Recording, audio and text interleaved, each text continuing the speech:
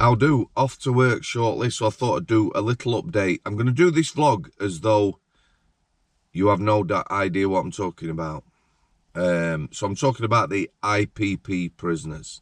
Yeah, that is a sentence that was abolished 2012. It was inhumane. It was designed for people who weren't necessarily going to receive a life sentence, but they were serious offenders, sex offenders, acts of terror and the like. It was misused by the criminal justice system. Judges handed it out like sweets. I'm going to talk about one particular case so you get an idea where I'm coming from. The reason I'm talking about this now is the Justice Secretary, Dominic Raab, the government has rejected pleas and appeal from families and MPs, the IPP Select Committee, to review this sentence. They were hoping there was a possibility that prisoners would be resentenced, which would mean that many of them would be released. Now, of the 3,000 odd prisoners, lads and lasses, that are locked up right now, less than 100 are in serious offences. I'm not talking about them. I'm talking about people like Thomas White. Thomas White, petty criminal, that's how I describe him. He committed a non-violent street robbery. Yeah, his tariff was 2 years. A tariff is a sentence, in effect, on a normal sentence. So what that would mean to Thomas was he would probably serve up to 12 months, maybe less, and then he will be out on license for 12 months. And then that's his 2 years completed. If you breach that license, he could possibly have served his 2 years. Yeah.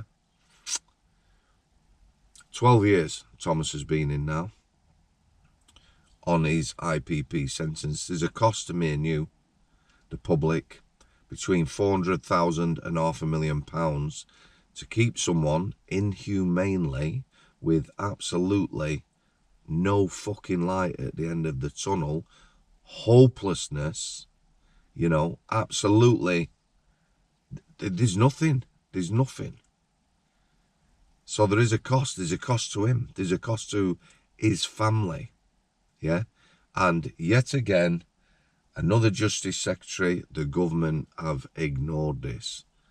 So 12 years Thomas has done for a low-level street robbery. Meanwhile, rapists, people in facts of terror, all sorts of things are receiving 7, 8, 9 year sentences not to serve. They're out at some point. Now, the prison Thomas is in, Garth, I believe, I've given all the IPP prisoners a letter from the government, where the government have said, fuck you, we're not going to look at it. Yeah. I would imagine getting a hard copy, a letter, saying, we're not doing anything about this. Your families and any MPs that are on board, anybody who's trying to help, are going to have to raise funds and take us to a higher authority in order that we are taken into account. But as it is now, fuck you, we're not going to do anything. I'm just trying to imagine what sort of effect that will have on someone. Someone who's done 12 years, you know, they have, you know, family a testament to that. They have been rock bottom.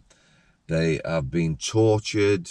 They've been at rock bottom mentally, at a point of taking their own life, at a point where the family were actually praying that Thomas had the strength to take his own life. You imagine that? A sibling, sister, and mum praying that their son, brother, has the strength to take his own life because they've seen him in a state they don't want to see anybody.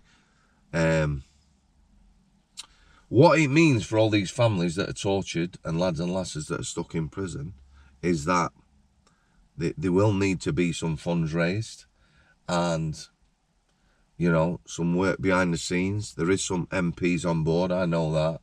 Some people who do care about this inhumane and torturous sentence.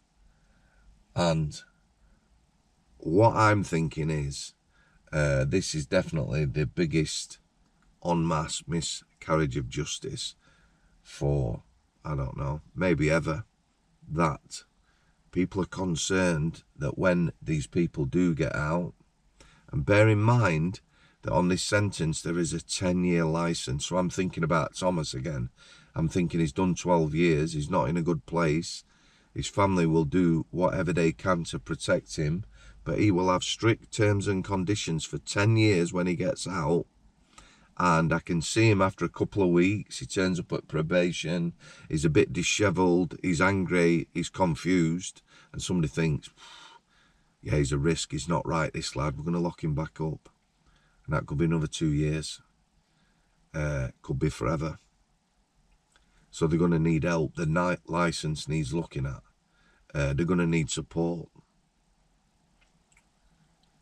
I'm just going to leave it there. I hope that makes sense. No light at the end of the tunnel.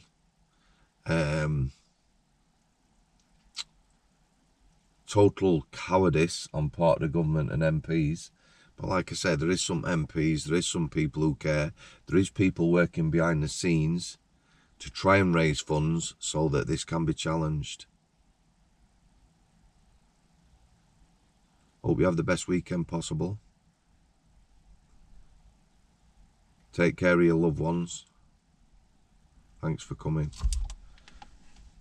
Al City.